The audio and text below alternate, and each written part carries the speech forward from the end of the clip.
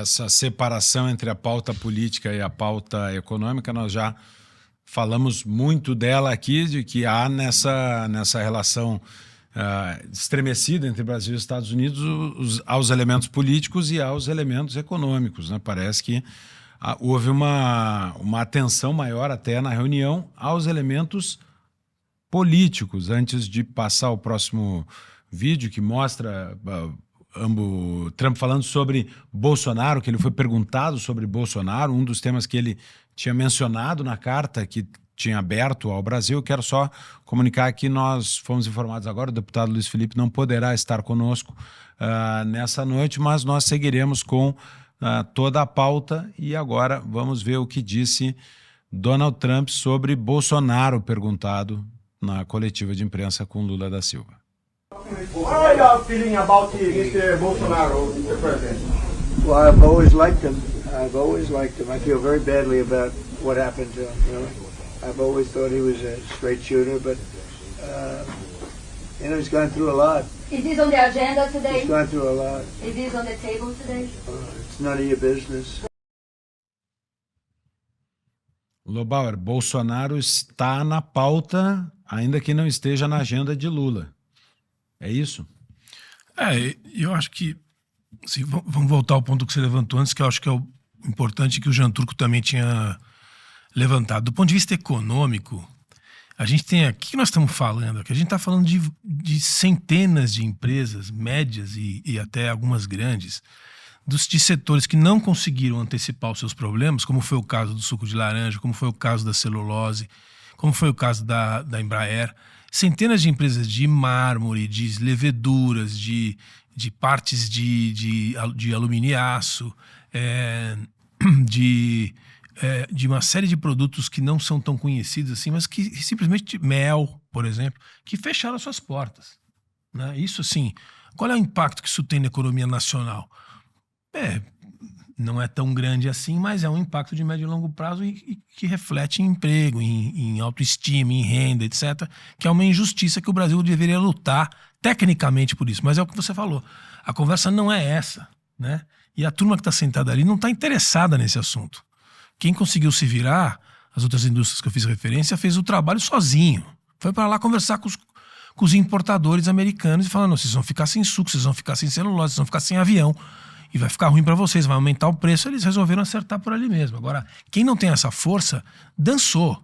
A conversa aqui é política dos dois lados. Dos lados americanos, é uma conversa de aonde esse país quer, para que lado esse país quer ir. A gente gostaria que ele ficasse do nosso lado, aqui no hemisfério, dentro da nossa cultura judaico-cristã, mundo ocidental, alinhado ao nosso mundo, porque o mundo está se reconfigurando e o Brasil tem que fazer parte desse jogo.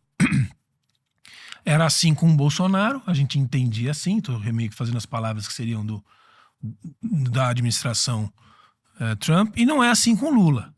Então esse país aí é um país importante. Nós não estamos falando com o Equador, não estamos falando com Colômbia, não estamos falando com o Brasil, que é um bicho um pouco mais complexo. Mas agora, por outro lado, eu acho que, assim, infelizmente, a questão: o Bolsonaro não é mais presidente. A força de negociação e de pressão dali dos representantes, tanto do filho quanto dos representantes que estão lá nos Estados Unidos lutando por uma agenda, etc., vai perdendo força. Porque o Trump é um sujeito pragmático. Ele não tem amigo em lugar nenhum e nunca vai ter, nunca teve nenhuma passagem da vida dele. O negócio dele é um negócio. O que interessa para ele, o que interessa para o país dele. Infelizmente, eu vejo um enfraquecimento dessa agenda. Ele foi franco em dizer: sempre gostei do Bolsonaro, eu tinha uma boa relação, acho um bom sujeito, acho que ele está passando por um mau momento, e ficou por aí. O que mais ele vai fazer? Vai continuar aplicando a lei Magnitsky, acho que vai. Ninguém vai retirar a lei Magnitsky, eu acho. Mas, assim, o que mais ele pode fazer? Ele tem que partir para uma conversa que vê como é que a coisa anda aqui. E do lado de cá, para mim, é uma visão estritamente eleitoral. Eu não vejo nenhum interesse do presidente Lula, do partido que ele representa, dessa burocracia toda contaminada, em pensar aonde o Brasil vai, mesmo que ele viesse a ser presidente, talvez venha a ser, no ano que vem, mas com uma outra orientação. Eu não vejo isso, não consigo pegar, não consigo cheirar nada parecido com isso. Eu só vejo uma agenda assim. Você vê, quando ele citou o Bolsonaro, ele já fez um movimento de corpo, uma coisa meio mal-humorada, fez uma risadinha irônica, assim. É como se ele dissesse assim: tira essa conversa da mesa, irmão. A conversa aqui é outra. Só que não é assim que se faz, não é assim que se fala, mas assim, é isso que você vê. Por isso que eu disse no começo do programa. Eu acho que, no geral, o feeling que você tem é que no final o Brasil saiu bem, o Lula saiu bem, entendeu? E se parece que o Lula tentou não deixar o assunto de Bolsonaro entrar na conversa, e Trump talvez gostasse que ele entrasse na conversa. Por outro lado, parece, nós vamos ver depois Lula falando sobre, ou Mauro Vieira falando sobre a questão da Venezuela, parece que Trump fechou a porta para uma discussão sobre a Venezuela nessa relação bilateral entre Brasil e Estados Unidos, é o que parece da fala de Trump, né, no vídeo que eu quero chamar para a gente comentar. Are you discussing your actions in Venezuela today? Is there anything you're asking the Brazilians? I don't think we're going to be discussing Venezuela. They're not involved with Venezuela. They're not doing what Venezuela is. But, I would discuss, if they want to, I'll discuss it. But no, I don't think we're going to be discussing it. Então, daqui a pouco nós vamos ouvir o lado de Lula e a fala de Lula sobre essa reunião, mas Trump tirou a Venezuela da pauta. E parece que o Brasil quer levar a discussão, ou pelo menos tecnicamente, principalmente para a agenda econômica, é o que parece, pelo que disse Mauro Vieira, o ministro das Relações Exteriores do Brasil. Na reunião, concordamos em trabalhar para construir um acordo satisfatório para ambas as partes. Nas próximas semanas, acordamos um cronograma de reuniões entre as equipes negociadoras para tratar das negociações de ambos os países com foco nos setores mais afetados pelas tarifas. Jean Turco, essa fala é neutra, né? Vamos fazer muitas reuniões para tratar de vários assuntos. Dá para imaginar muitas horas de burocratas fazendo relatórios e trocando documentos. Qual é a expectativa real disso produzir uma diferença concreta nas relações entre Brasil e Estados Unidos nesse momento que a política é tão importante?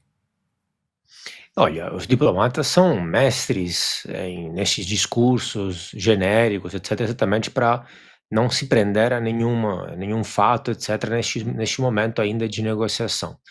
Eu diria o seguinte, acredito que não se fale muito de Venezuela, não seja o ponto principal, até se depois, em outra entrevista, o ministro das Relações Exteriores falou que Lula colocou o tema na pauta, que falou que se disponibilizou e colocou à disposição para ser um intermediário, para poder dialogar eventualmente, porque sabemos que o Brasil reivindica este papel regionalista, etc. e tal. Mas me parece que do lado dos Estados Unidos não quer se conversar de Venezuela porque eles não querem conversar de Venezuela com ninguém mais. Eles não querem conversar nem de Venezuela nem com Maduro. Ou seja, a atitude dos Estados Unidos de Trump hoje com a Venezuela é não negociar, não conversar, porque já conversaram bastante, negociaram bastante. A Venezuela, o regime venezuelano já traiu todas as conversas, todas as promessas feitas nos anos precedentes. Então a hora da conversa acabou. Já sabemos que Trump falou semanas atrás que Maduro entregou tudo praticamente para salvar a pele e essa oportunidade não existe mais. Então hoje talvez, se alguma coisa vai acontecer, é só a linha mais dura na Venezuela. Em segundo lugar, eu diria que tem um protagonista ausente aí nessa reunião, que é a China, que é o terceiro grande país. Porque se por um lado está em jogo o posicionamento do Brasil com os Estados Unidos, com o Ocidente, isso muito depende da relação entre Brasil e China. Tudo isso é possível que nós estamos assistindo agora porque já faz alguns anos o principal parceiro econômico do Brasil não são mais os Estados Unidos, mas é a China. Quando era o contrário, não podia ter um enfrentamento deste tipo tão forte. Hoje, que o Brasil está mais na órbita chinesa, claro que os Estados Unidos continuam sendo uma grande potência, o segundo parceiro econômico, mas o que está acontecendo é que, na verdade, o Brasil está se tornando vassalo da China, está indo sempre mais dentro da órbita chinesa, então está entrando nessa direção. Então, não sei nem quanto o Brasil possa decidir individualmente o que fazer neste caso, porque tem alguém para dar conta, alguém para responder, alguém para prestar conta, que é a China. Então o Brasil escolheu isso. E, de forma geral, os Estados Unidos estão pedindo exatamente isso. este reposicionamento mais no eixo ocidental, que é inclusive a mesma coisa que, por exemplo, uma das coisas que, por exemplo, Trump pediu para a Argentina de Milei, da qual vamos falar daqui a pouco. Então, quando se fala de posicionamento, alguns podem pensar que talvez seja algo muito intangível e nada de concreto, mas muito pelo contrário. Posicionamento geopolítico envolve todas as variáveis, inclusive aquelas econômicas. Porque se você hoje tem um posicionamento pró-China, Irã, Rússia, Venezuela, Nicarágua, etc., isso significa que o primeiro parceiro econômico é a China, que você está vendendo portos, usinas para a China, e sabemos que não existem empresas privadas na China. Mesmo as empresas privadas formalmente são controladas pelo Partido Comunista Chinês, porque é um regime totalitário a partido único. Quando você tem sempre mais contatos pessoais com líderes chineses e não se sabe exatamente o que acontece ali, se rola dinheiro, verba, etc. Tal. Quando passam dentro das suas águas nacionais cargos misteriosos, não controlados, não fiscalizados, para a Rússia, quando você compra diesel russo, isso acaba financiando diretamente a guerra na Ucrânia.